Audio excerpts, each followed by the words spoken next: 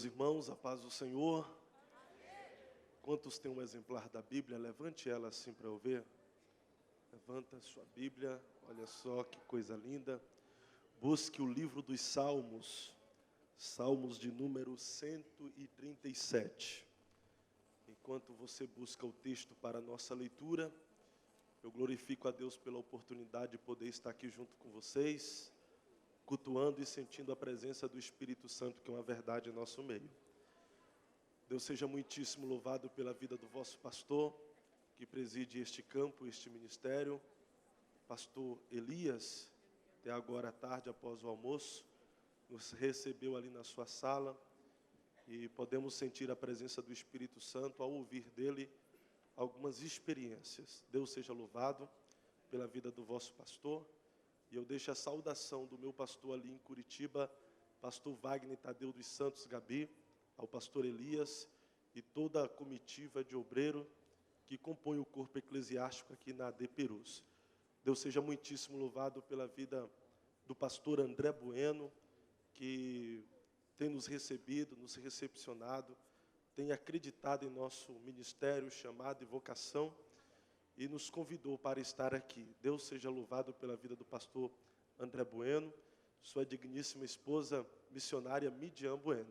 Muito obrigado. Estou sem palavras mesmo para agradecer essa oportunidade de ser útil ao reino, à Igreja de Cristo, nesse tão lindo congresso de adolescentes. Eu não falo isso de forma demagógica ou como um chavão ou conchavo, mas até então eu não tinha conhecido uns adolescentes tão fervorosos e cheios do Espírito Santo igual a vocês. Saudando o pastor André, missionária Midian, o pastor Flávio, pastor Alan, todos que compõem aí a coordenação, diretoria do campo e todos os demais companheiros. Deus seja louvado pela vida de vocês. Eu sou alvo de muitos milagres da parte de Deus. Dentre tantos está o milagre do matrimônio, gente. Não foi fácil, mas eu casei, porque Deus faz coisas milagrosas. Os adolescentes, jovens, solteiros, acima dos 16 anos, levante a mão para eu conhecer você. Levante, deixa a mão levantada, porque vai agora como palavra de profecia para a tua vida. Se eu casei, tu também casarás. Opa! Ainda que seja um dia antes do arrebatamento da igreja, o milagre acontece na sua vida também, amém? A irmã Jeane, minha esposa, não pôde estar com a gente desta vez, mas está nos acompanhando pela transmissão, e eu mando um beijo. É a mulher mais linda do universo, viu? Mulher mais linda do universo, cantora, mulher de Deus, a base do meu ministério. Deixo aqui a saudação também do meu coordenador geral da UMADSE. A gente cuida de uma juventude, a UMADSE Regional Boa Vista, são 25 lideranças, 25 congregações. Em Curitiba, nós temos como coordenador o evangelista Natanael Silva. A minha saudação e o meu abraço. Queridos irmãos, Salmos de número 137, quantos encontraram, diga cantando, eu encontrei.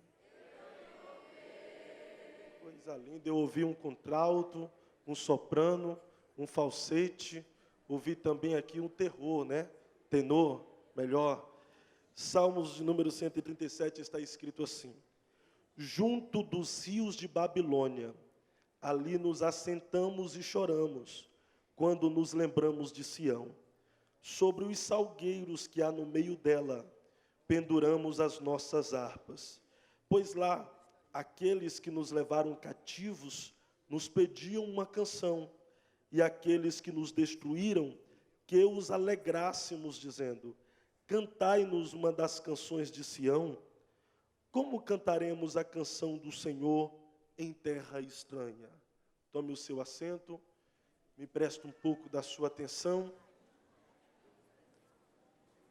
e um pouco da sua paciência. Eu resido em Curitiba há 8 anos, mas sou oriundo da Bahia e o baiano é paciente, e eu conto um pouquinho da sua paciência também. Queridos irmãos, irmãs, jovens, adolescentes, lemos aqui um dos mais fascinantes cânticos do livro dos Salmos. É verdade que o livro dos Salmos expressa os sentimentos da alma humana. É por isso que você vai ler salmos que nos amedrontam, salmos que nos encorajam, salmos que nos faz sentir-se confiante, salmos que nos alegra e nos leva a festejar, salmos de júbilo, salmos também de melancolia e de tristeza. Esses salmos de número 137 é um salmos de lamento, é um cântico de lamentação, porque está falando a respeito do povo de Judá que tinha sido levado para o cativeiro babilônico. Povo de Judá, esse povo sempre recebeu de Deus um carinho especial, um cuidado especial. Deus sempre zelou por eles, mas apesar de Deus zelar por Judá, eles eram um povo bastante vulnerável na questão da espiritualidade, na questão da adoração a Deus. Por inúmeras vezes, esse povo virou as costas para o Deus de Abraão, o Deus invisível, porém real, para acender incensos àqueles que nós chamamos de pseudos-deuses, que tem até uma imagem de escultura. Na imagem tem olhos, porém não enxergam, tem boca, mas não falam, tem ouvidos, mas não ouvem, tem mãos, mas não apalpam, alguns têm até pés, mas não conseguem se locomover, mas são locomovidos pelas mãos de homens. Eles virando as costas para Deus, praticando aquilo que Deus sempre abominou, que nós chamamos de idolatria. Deus permitia que uma nação ímpia, uma nação pecadora, mas cheio de malignidade, entrasse no meio do seu povo e os levasse cativo ou os escravizava em sua própria terra. Isso aconteceu não apenas uma vez, aconteceu inúmeras vezes, a ponto de se tornar um ato costumeiro. O povo pecava, prevaricava, Deus permitia que o povo fosse escravizado e sofresse uma escravatura. Chegando lá no período de escravidão, eles rasgavam as vestes, se cobriam de pano de saco, se cobriam de cinza e demonstravam que estavam arrependidos. Deus levantava dentro do seu povo um libertador ou enviava um libertador para libertá-los. Isso foi algo contínuo. O povo prevaricava, Deus permitia o sofrimento, o cativeiro, o povo demonstrava arrependimento e Deus o salvava. O povo pecava, prevaricava, praticava idolatria, Deus permitia que alguém os escravizasse e quando eles estavam sofrendo, eles demonstravam que estavam arrependidos e Deus os livrava. Só que na época dos profetas, Deus levantou alguns para deixar o povo de Judá totalmente ciente que haveria de chegar um tempo que Judá clamaria, Deus ouviria, mas não responderia. Haveria de chegar um tempo que Judá gritaria por socorro e o socorro não iria vir. Haveria de chegar um tempo que ele gemeria, Deus ouviria o gemido, mas não os atenderia. Quem mais profetizou, até datando uma data específica que eles ficariam sofrendo e ficariam como escravos, fora o profeta Jeremias, que até sofreu alguns conflitos existenciais, totalmente melancólico e meio que depressivo. Ele aceitou o chamado e a vocação de Deus, mas depois de muito profetizar, depois de muito pregar, e o povo não dá credibilidade às profecias e à voz de Deus que saía através da sua boca, ele entrou em um colapso de frustração, que um dia ele chega para Deus e diz: o Senhor me iludiu, e iludido eu fiquei. O Senhor disse que onde me enviasse eu iria, e eu estou indo. O que me mandasse falar, eu falaria, eu estou falando. O problema não é eu que estou deixando de ir, porque eu estou indo. O problema também não sou eu que estou deixando de falar, porque eu estou falando. O problema é esse povo com o coração petrificado, endurecido, povo de dura cerviz, casa rebelde. Eu profetizo e ninguém se converte. Os reis estão entregues à corrupção. A sociedade está entregue a tudo quanto é tipo de imoralidade. E os sacerdotes do Senhor se apostataram da fé. Ninguém mais valoriza a adoração ao Senhor. Ora, eles adoram a ti, outra hora eles estão adorando outros deuses. Eu não vou mais profetizar. Só que Deus convence o profeta, leva-o até uma casa chamada Casa do Oleiro, aonde ele vê um oleiro fazendo uma obra sobre as rodas. Esse oleiro está com um vaso nas mãos, e esse vaso, de repente, se quebra nas mãos do oleiro. E é interessante dizer que não foi o oleiro que quebrou esse vaso, mas foi o vaso que quebrou nas mãos do oleiro. E Deus disse para o profeta: Jeremias, você está vendo esse oleiro? Sim, Senhor. O oleiro sou eu. Você está vendo este vaso? Sim, Senhor. Essa é a casa de Judá. Você percebeu que foi o vaso que se quebrou, Jeremias? Sim. Então, da mesma forma, Judá, pelas suas escolhas inconsequentes, sofrerá duras consequências. Eles vão se quebrar. Eles, pelas suas escolhas, vão se autodestruir. Por não obedecer a minha voz, não obedecer os meus mandamentos, eles ficarão em pedaços. Jeremias continua a profetizar para o povo, mas o povo não estava nem aí, não acreditava na voz de Deus através da boca do profeta. No ano de 585, 589, 606 a.C. aproximadamente, Deus levanta uma nação poderosa. Eu estou falando da grande Babilônia, que tem todas as armas de milícia da época. Governando essa nação está o déspota e infanticida Nabucodonosor, que está destruindo todas as outras nações e levando os filhos dessas nações como escravo para a Babilônia. Chega em Judá, destrói os seus muros, a sitia, faz praticamente uma chacina, mata o exército de Judá, contamina o templo do Senhor, nem as mulheres grávidas foram poupadas. Este exército da Babilônia não pouparam nem as crianças, pegam as crianças pelas pernas e bate com a cabeça sobre as pedras. Crueldade, maldade, com sangue nos olhos. Judá é totalmente destruída. Aqueles que restaram são levados como escravos para a Babilônia. Um historiador diz que quando esse povo está indo em direção à Babilônia, alguns, com arrogância no coração, diz: quando nós chegarmos lá na Babilônia, vamos fazer igual os nossos pais na fé fizeram. Vamos rasgar as nossas vestes, vamos nos cobrir de pano de saco e de cinza. E da mesma forma que Deus se voltou para livrar e resgatar os nossos pais, Ele também se voltará para nós e nos salvará deste cativeiro. Só que parece que esse povo tinha se esquecido, que Deus tinha levantado um profeta para dizer: rasgai o vosso coração e não as vossas vestes. Em outras palavras, Deus estava dizendo para o povo de Judá: eu estou cansado de vestes rasgadas, eu estou cansado de arrependimentos fajutos, eu estou cansado de encenações. Eu não quero mais que vocês gastem dinheiro com vestes novas para rasgar e demonstrar que estão arrependidos. Eu quero que o coração de vocês sejam despedaçados.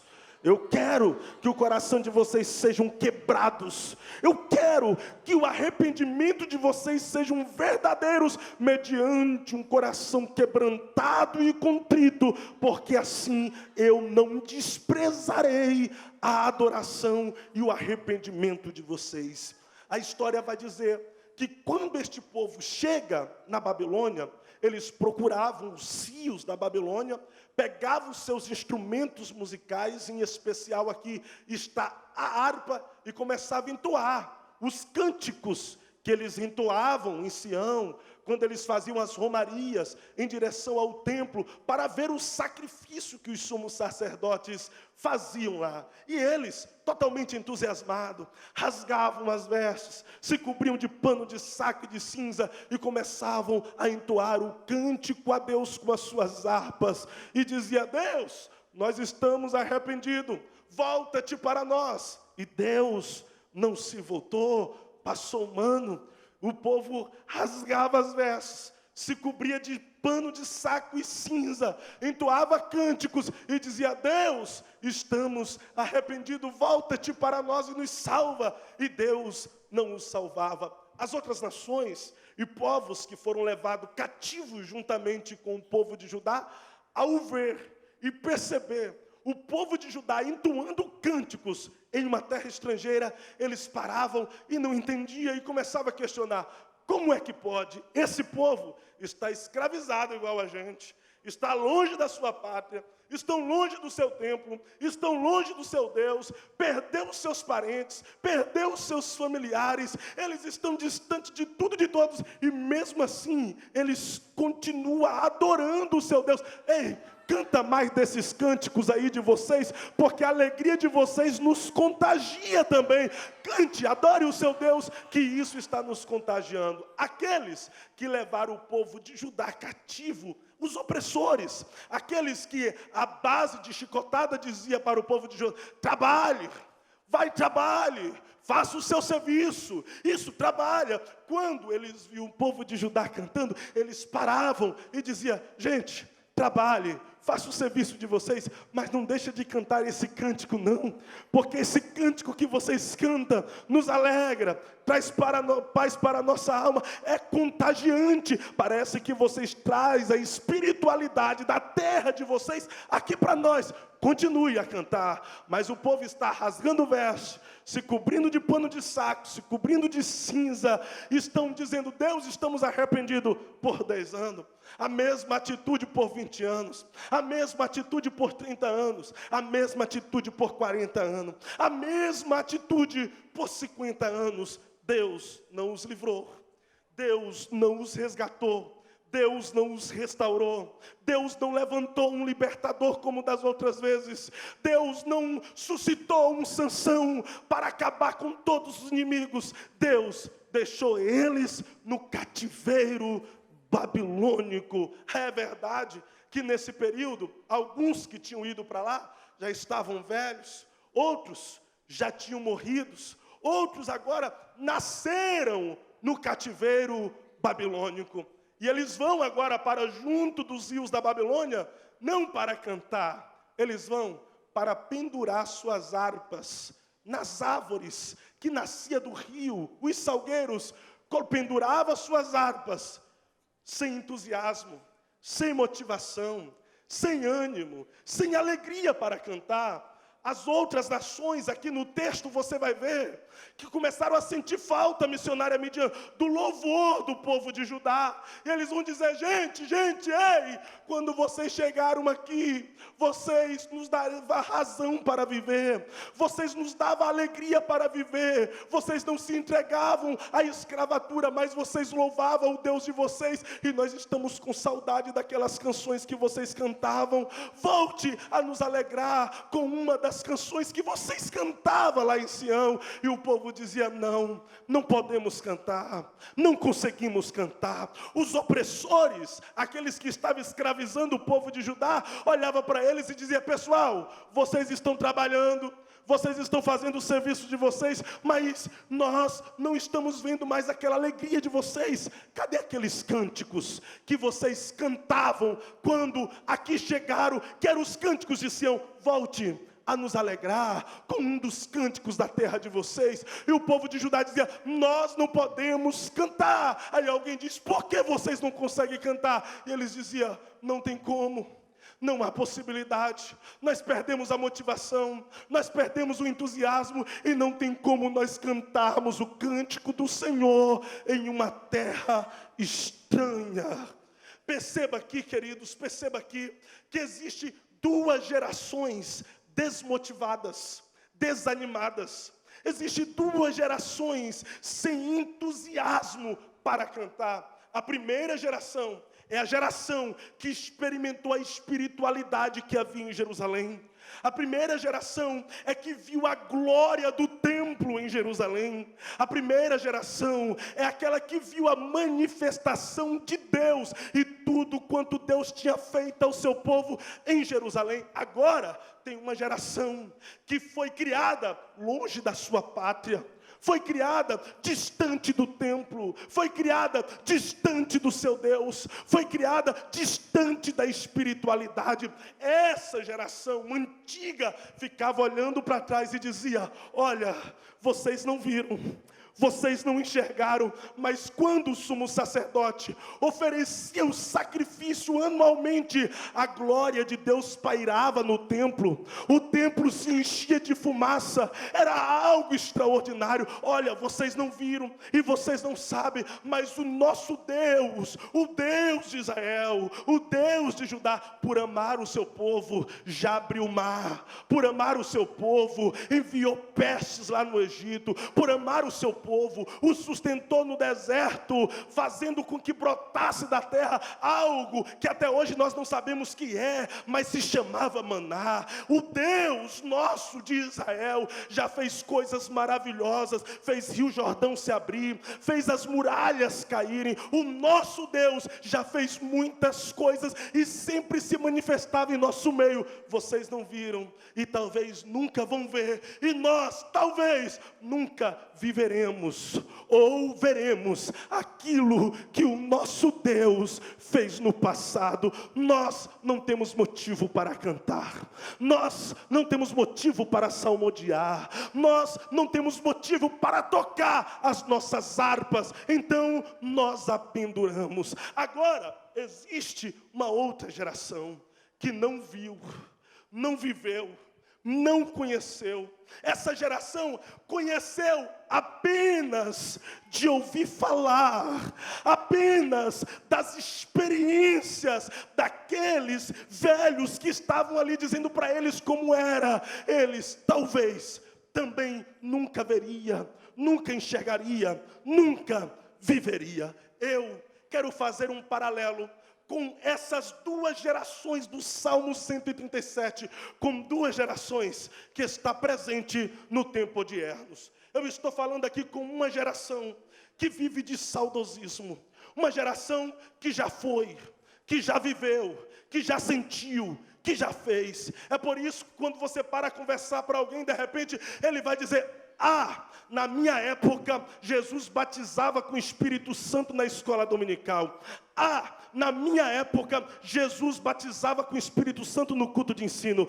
Ah, na minha época, eu vi paralítico andar, surdo ouvir, cego enxergar, mudo falar. Na minha época, eu vi grandes coisas acontecendo. Esse tipo de pessoa teve grandes experiências, que é bom para nós ouvir. Sim, é bom para nós vivermos também essas experiências no passado. O problema é que elas estão apegadas ao passado e está dizendo: já fez, já fui, já vivi. Só que Deus está dizendo: eu não quero saber do tempo passado, eu quero saber que esse é o tempo. Você pode ser, você pode sentir e você pode viver.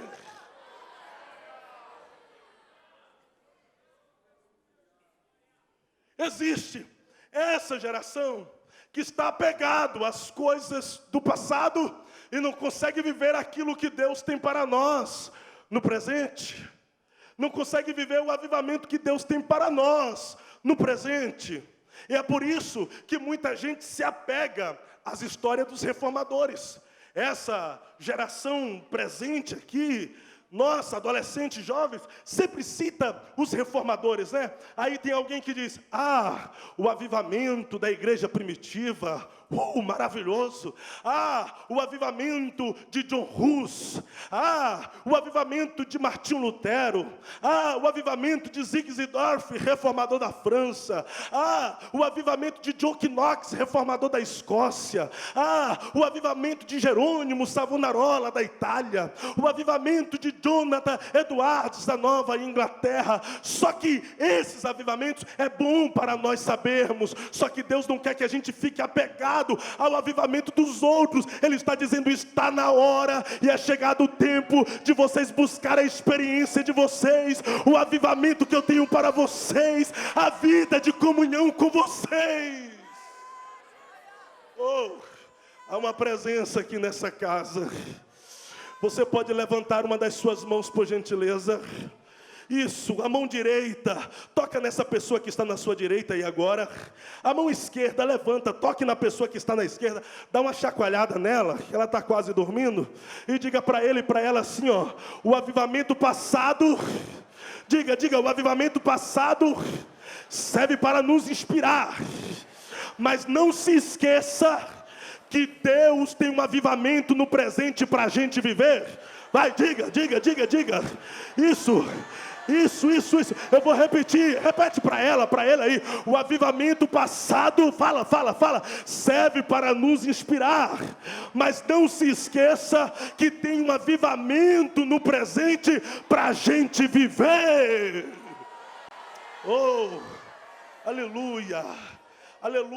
Eu falei da geração passada, agora tem uma geração no presente. A geração do presente, há quem diz por aí que é a geração de cristãos mais fracassadas de todos os tempos. E se for por essa geração, nós seremos os primeiros a encher o inferno mais rápido que todas. Sobre a geração do presente, eu vejo que sim, há pessoas descompromissadas com Deus, há pessoas que não querem contato com Deus, há pessoas que não querem vida com Deus, há pessoas que não querem comunhão com Deus, há pessoas que não querem vida de intimidade com o Espírito Santo. Sim, tem nessa geração pessoas que frequentam o templo apenas por frequentar, faz disso aqui tantas coisas, menos a casa de Deus. Por exemplo, nessa geração tem pessoas que fazem do templo um cinema, aonde ele vai para assistir um filme que gosta, aonde ele vai para assistir alguma coisa que atrai. Outras pessoas fazem deste lugar aqui uma casa de espetáculo, aonde ele vem assistir uma exposição, uma peça teatral. E por isso que, para algumas pessoas, cantores viraram celebridades, pregadores se tornaram popstar gospel, e muitos não querem nem mais ouvir a palavra, eles querem uns stand-up comedy gospel, porque faz desse lugar como se fosse um cinema, uma casa de teatro. Mas a gente tem que entender que esse lugar aqui não é cinema, não é casa de espetáculo. Esse lugar aqui, no Antigo Testamento, é chamado de Betel, casa de Deus. É chamado também de Peniel, um lugar onde nós temos um encontro face a face com Deus. E Jesus disse: a casa do meu Pai é para ser chamada casa de oração. O que é casa de oração? Um lugar onde eu tenho contato com Deus, eu falo com Ele, Ele fala comigo, eu toco nele pela fé, e Ele toca mudando toda a minha vida, toda a minha história, mudando todo o meu viver.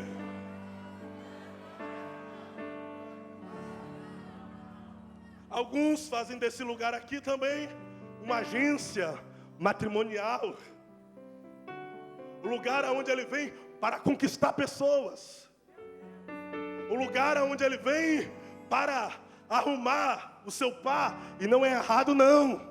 O melhor lugar sim para você encontrar um homem de Deus, uma mulher de Deus, é aqui, não é nas baladas. O problema é que nesse momento aqui agora, não é o momento de você conquistar o coração dessa pessoa que está do seu lado. Esse é o momento de você conquistar o coração de Deus.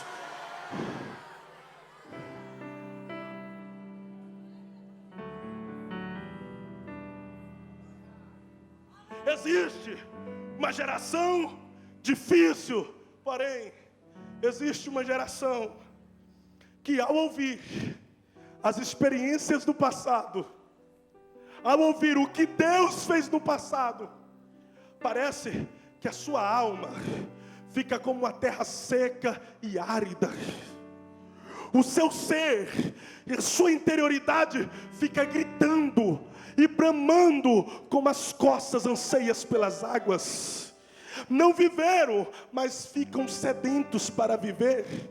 Ao ouvir as experiências, eles começam a dizer: faz outra vez, Deus. Faz outra vez. Faz outra vez, Deus. Faz outra vez. Faz outra vez. E é para essa geração que eu quero pregar em rápidas palavras. Geração que tem sede de viver outra vez. E eu já começo a profetizar: esse é o tempo de vivermos outra vez o que os nossos pais na fé viveram. Oh, receba se você quiser. Esse é o tempo de nós vivermos outra vez o que os nossos pais na fé viveram. Se Jesus não voltar, a história a ser contada pelas futuras gerações não será apenas da igreja primitiva, não será apenas de John Hus, não será apenas de Jerônimo Savonarola, não será apenas de John Knox, não será apenas de John Edwards, não será apenas de Daniel Berg e Gunnar Vingre. Nas futuras gerações, se Jesus não voltar, a história a ser contada será dessa geração. Oh, levanta a mão por gentileza. Deixa a mão levantada por um minuto, porque vendo essa juventude animada, entusiasmada, o meu coração ferve, a minha alma grita, o meu peito é aquecido, e é como se fosse o Espírito Santo dizendo: eu estou selecionando pessoas aqui para fazer parte daqueles que viverão o tempo de viver outra vez o avivamento, a glória, o poder do Espírito. Será que é você?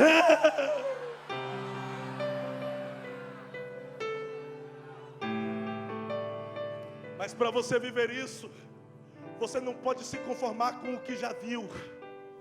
Ei, para você viver isso, você não pode se conformar com aquilo que você já ouviu. Você não pode se conformar com aquilo que você já sentiu. Por incrível que pareça, pastores, eu estou falando com pessoas aqui que nunca viveram uma experiência sobrenatural com Deus. Eu estou falando com pessoas aqui que conhecem Deus apenas na superficialidade, conhece Deus apenas na teoria, conhece Deus apenas de ouvir falar, mas Deus quer que você o conheça como Ele é. E eu quero desfazer aqui de uma fala que eu acho que é totalmente equivocada para essa geração. Eu ouvi alguém esses dias dizer que essa geração é analfabeta de Bíblia. Eu discordo plenamente. Essa geração talvez seja a que mais conhece Bíblia. Lá em Curitiba você pega um piazinho bem pequenininho, o camarada conhece muito. Até porque nós temos fácil acesso. Você entra no YouTube, tem um curso teológico gratuito. Você entra no Google, você acaba tendo inúmeras informações dos originais. Você vai na esquina, tem ali um curso teológico. É uma geração que conhece. O problema é que os nossos pais na fé, eles conheciam um pouco, mas o pouco que conheciam eles viviam. O nosso problema é que nós conhecemos muito, mas não vivemos nada.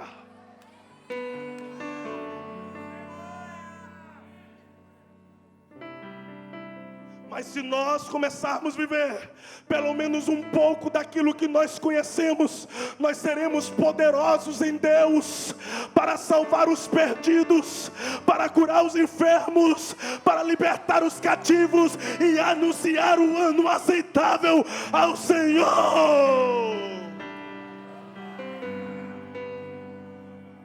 Mas eu estou falando com pessoas que conhecem de forma superficial, conhece na teoria.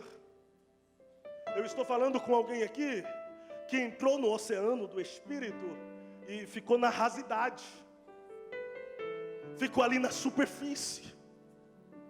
Só que não é isso que Deus quer para você.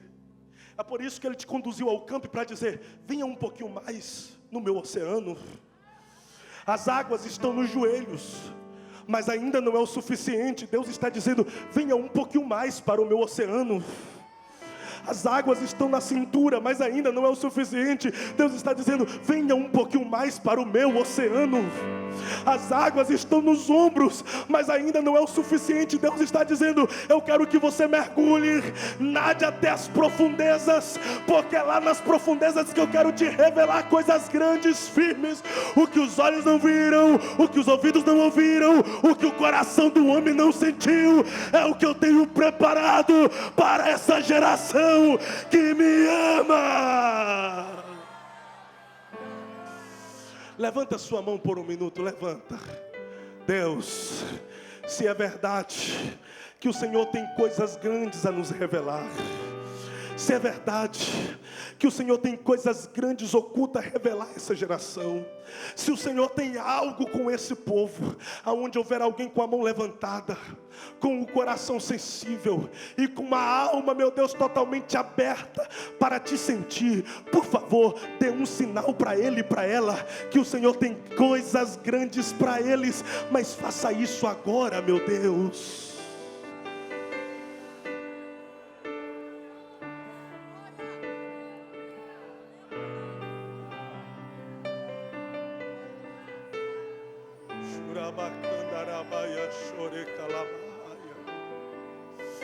Chore calamandorebaia, chore calabácia, elendore calabaia, churi que lemindarabaia.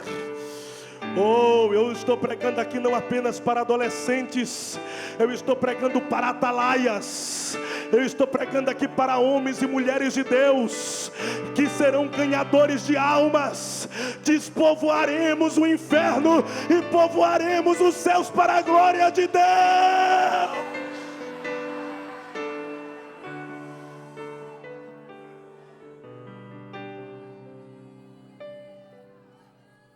Uma geração que o conhece de forma superficial, uma geração que o conhece apenas de ouvir falar,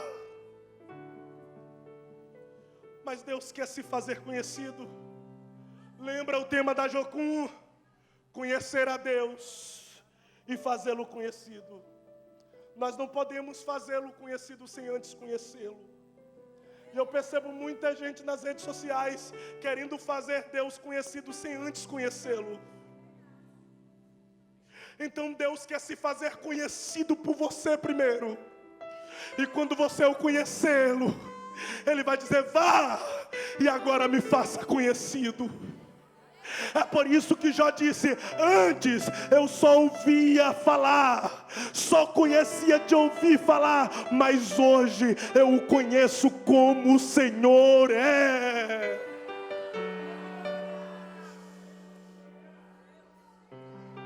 Mas você não pode se conformar com as experiências que você já teve. Não é só isso que Deus tem para você. Às vezes eu me pego como um saudosista. Quando eu me converti há 11, 12 anos atrás, tem hora que eu paro e percebo: nossa, como os nossos cultos hoje são um pouco diferentes daquilo que eu já vivi no passado. Na época lá em Porto Seguro, Bahia, Pastor Val, antes de começar qualquer culto, ele dizia: nós vamos tirar 30 minutos de oração. E nesses 30 minutos de oração, nós não vamos orar por nada pessoal ou individual. Nós vamos orar apenas para que o Espírito Santo tenha liberdade e desperte o dom em nós. Você quer orar por coisas pessoais individuais? Entra no seu quarto, vai lá e expressa a sua necessidade. Mas aqui nós vamos orar para que o Espírito Santo se mova em nosso meio. E o pastor Val tocava o sininho, todo mundo ia para a oração. Eu era novo convertido. Novo convertido é curioso, deixa de orar para ouvir as orações dos outros. Ainda mais naquela época que os irmãos oravam em voz alta. Parecia uma disputa, pastor Flávio, mas era uma disputa sadia, porque quando um parava, o outro continuava. Quando esse parava, o outro continuava. Mas era gostoso porque a gente aprendia a orar. E o que a gente não sabia falar, pegava a carona e dizia: Deus, eu não sei falar isso aí, mas é isso que eu quero. Deus, eu quero isso também que Ele está orando. E no outro dia, a gente estava orando igualzinho, porque a gente aprendia a orar da forma que os irmãos oravam. E eu ouvia as irmãs do círculo de oração orando: Espírito Santo, tenha liberdade. A casa é sua, nós somos do Senhor. Então faça o que lhe apraz, faça o seu querer. Aí as irmãs do ciclo de oração recebiam oportunidade para louvar a Deus, e elas começavam a louvar numa linguagem que todos nós conhecíamos, mas dificilmente elas terminavam a canção na mesma linguagem. O instrumental era o mesmo, a melodia era a mesma, mas a linguagem era celestial, porque todas elas eram tomadas pelo Espírito Santo, e terminava a canção em línguas estranhas. Os jovens, nós, os adolescentes, sabe o que segurava a gente na igreja? Não era futebol depois do culto, não era atrações gospel, não era pizzaria, não era entretenimentos, nada contra. Mas o que segurava a gente na igreja era quando a gente via alguém cheio do Espírito Santo. Nós apontávamos para ele e dizia: Deus, eu também quero ser cheio assim. Quando víamos alguém profetizar, nós dizíamos: eu também quero profetizar. Quando a gente via alguém com variedades de línguas, dizíamos: eu também quero variedades de línguas, eu também quero ser cheio. A nossa oração era totalmente diferente. Eu já fiz algumas orações infantis, que considero infantis. Até hoje eu faço ela. Uma vez eu disse: Deus, me dá um pouquinho da unção que o Senhor deu a Elias, um pouquinho da unção que o Senhor deu a Eliseu, um pouquinho da unção que o Senhor deu a Samuel.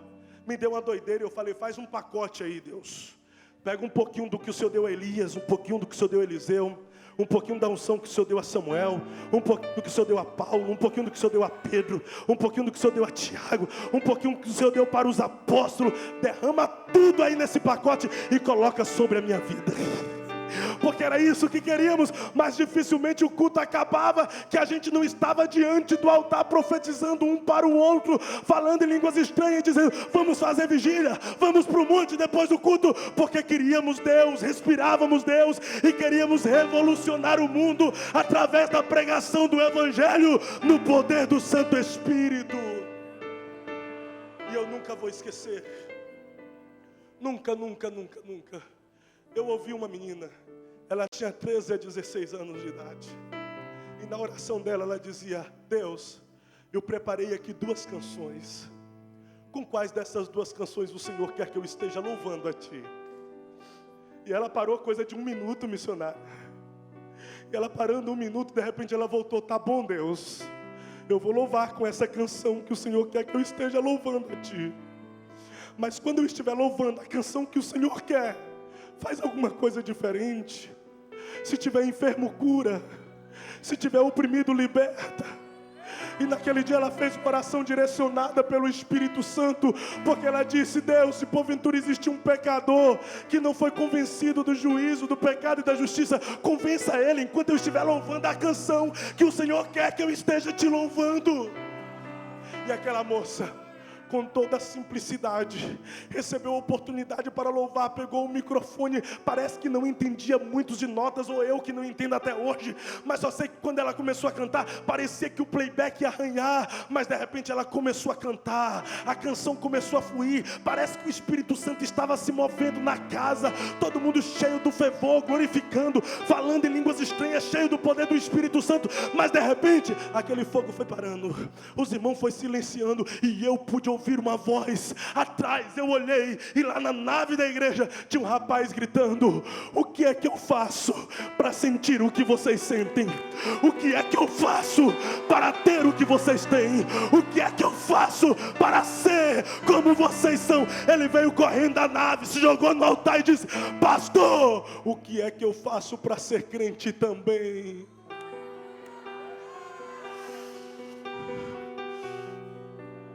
A pergunta é: o que está acontecendo com a gente?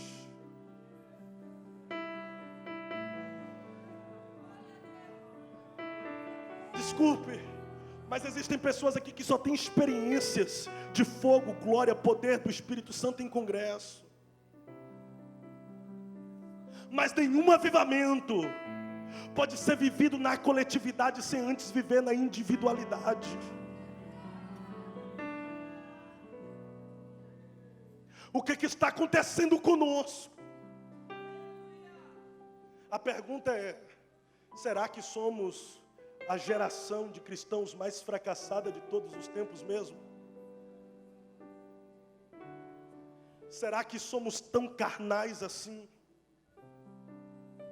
Ou será que Deus se esqueceu desta geração e não deseja mais usar ninguém?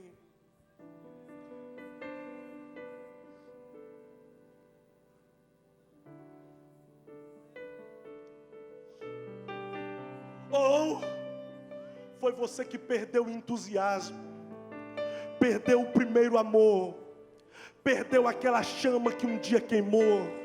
Ou foi você que perdeu a motivação? Ou foi você que pendurou a sua harpa, a harpa da oração, a harpa da consagração, a harpa da renúncia, a harpa da santificação? Ou foi você que pendurou a harpa da entrega total a Deus? Ou foi você que pendurou a harpa de viver para a glória de Deus? O que é que aconteceu com a gente?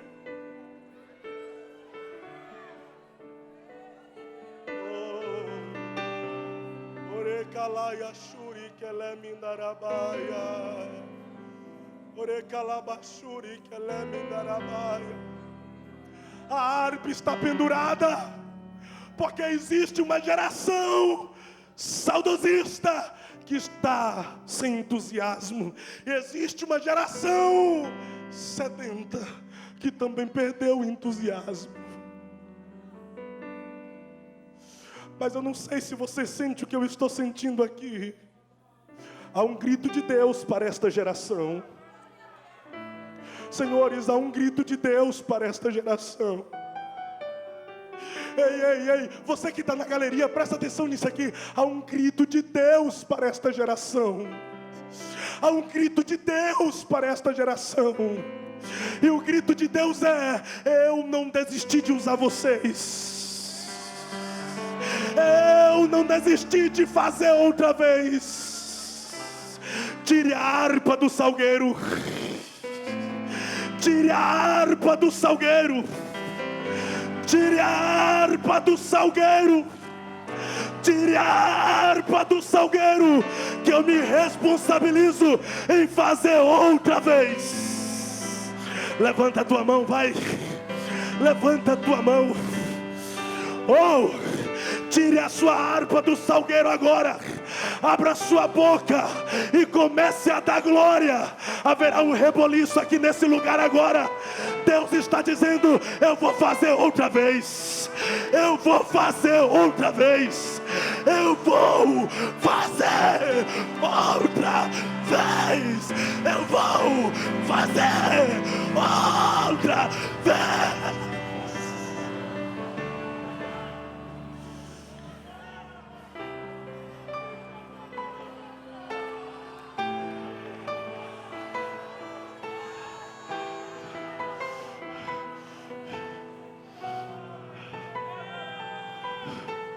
Há uma avalanche de glória para descer aqui nessa casa. Vai começar pela galeria. Levanta a sua mão aí, levanta. Levanta. Olha Deus dizendo: eu vou fazer outra vez. Eu vou fazer outra vez. Eu vou te usar outra vez. Eu vou te encher outra vez. Eu vou te dar dons outra vez. Eu vou te dar poder outra vez. Aqui na nave, eu vou te usar outra vez. Eu vou te alabaixo. Eu vou fazer. Eu vou fazer.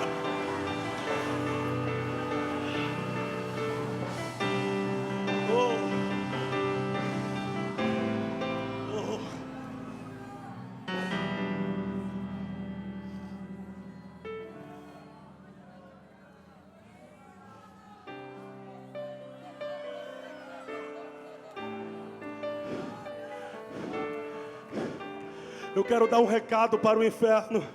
A minha geração não é fracassada. A minha geração não é carnal. A minha geração não vai viver apenas das experiências do passado. Eu acredito na minha geração, e nós viveremos coisas extraordinárias da parte de Deus. Eu estou falando com moças aqui que tem chamada missionária, vai para o campo missionária, serão esposa de obreiros. Eu estou falando com moços aqui que vai pregar nessa nação, será um ganhador de alma, será cheio do Espírito Santo. Eu estou falando com você, nós vamos revolucionar, vamos revolucionar, vamos revolucionar. Cadê você? Nós vamos revolucionar.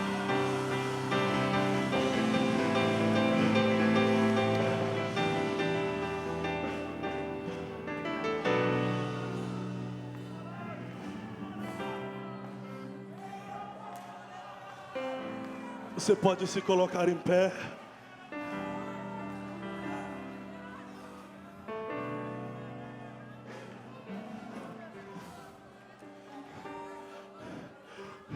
Eu quero orar com você, que é o alvo desta mensagem. E você está dizendo: eu faço parte da geração dos sedentos. Saia do seu lugar correndo e venha até aqui o altar orar comigo. Eu faço parte dos sedentos.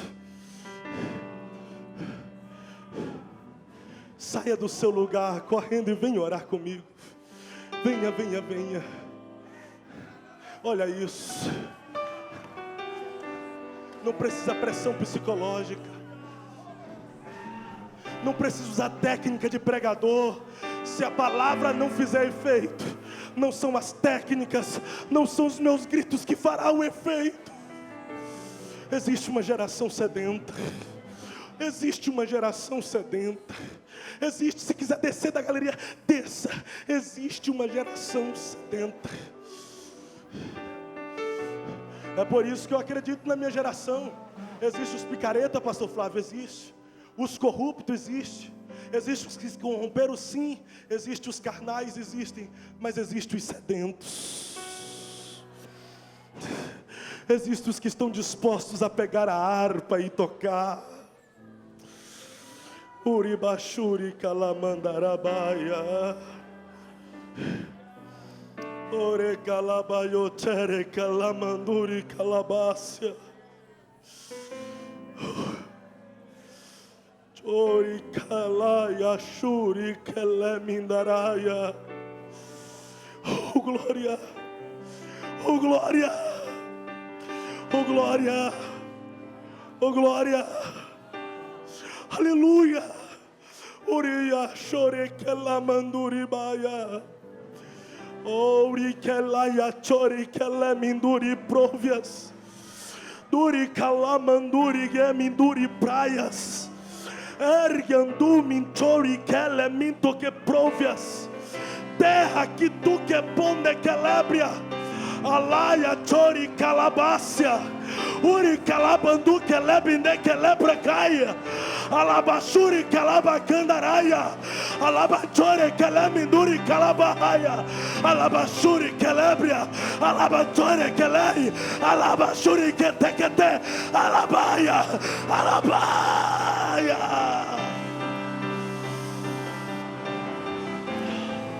Oh.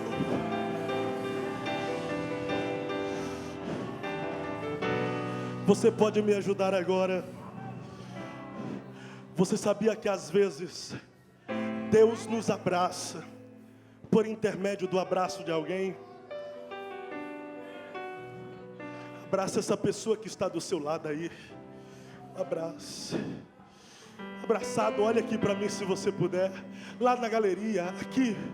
Faça isso. 1 minuto nós temos. 1 minuto.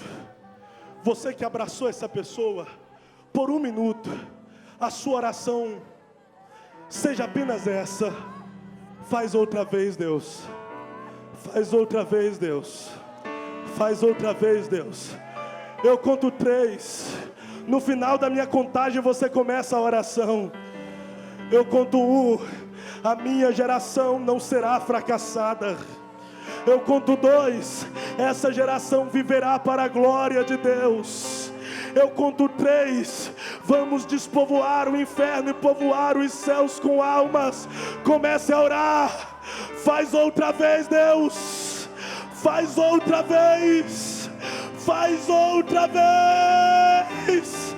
Aviva, ó Senhor, a tua obra. Aviva, ó Senhor, a tua obra. Aviva, ó Senhor, a tua obra. Converte-nos, Senhor, e seremos convertidos a Ti. E renova os nossos dias como dantes. Recebe, recebe, seja avivado. Recebe o batismo com o Espírito Santo. Recebe o batismo com o Espírito Santo. Recebe dons espirituais. Recebe o dom da palavra de sabedoria e conhecimento. Recebe o dom de variedades de línguas. O dom de interpretação de línguas. Recebe o dom de discernir os espíritos. Recebe o dom da fé. Recebe o dom de curar os enfermos. Recebe o dom de sinais e maravilhas. Recebe, recebe.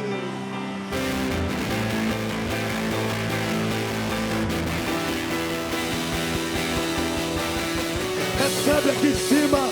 Recebe aqui em cima. Faz outra vez, Deus. Faz outra vez. Faz outra vez. Faz outra vez. Faz outra vez.